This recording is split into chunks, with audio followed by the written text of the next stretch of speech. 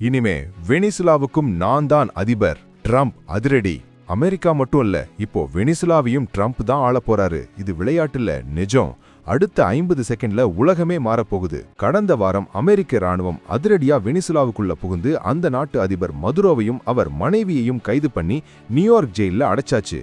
நாடு முழுக்க குழப்பம் நீடிச்சப்போ ட்ரம்ப் தன்னோட ட்ரூத் சோஷியல் பக்கத்துல ஒரு போட்டோ போட்டாரு. அதுல வெனிசுலாவின் தற்காலிக அதிபர் ஜனவரி 2026 வரைன்னு அவரே அறிவிச்சுக்கிட்டாரு.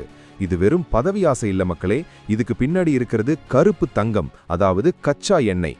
50 மில்லியன் பீப்பா எண்ணெயை அமெரிக்கா இப்போ கையில் எடுத்துக்கிட்டாங்க. இதனால சர்வதேச மார்க்கெட்ல கச்சா எண்ணெய் விலை குறைய போகுது.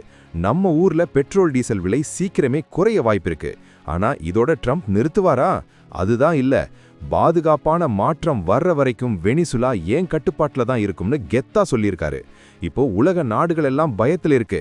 ஏன்னா அடுத்த லிஸ்ட்ல ஈரான், கியூபா, கொலம்பியான்னு பெரிய வரிசையே இருக்கான். ஒரு நாட்டு அதிபரை இன்னொரு நாட்டு அதிபர் கைது செஞ்சு ஜெயில வைக்கிறது உலக அரசியல்லையே இதுதான் முதல் முறை. ட்ரம்போட இந்த வேர்ல்டு போலீஸ் வேலை உலக அமைதிக்கு ஆபத்தா முடியலாம். அடுத்தது ஈரான் மேல அமெரிக்கா கை வைக்குமான்னு எல்லாரும் உற்று பார்க்கறாங்க. ட்ரம்ப் பண்றது சரியா இல்ல இது அராஜகமா? உங்க கருத்தை கமெண்ட்ல சொல்லுங்க. இந்த மாதிரி அதிரடி நியூஸுக்கு தமிழ் ட்ரெண்ட்ஸ் சென்ட்ரலை உடனே சப்ஸ்கிரைப் பண்ணுங்க.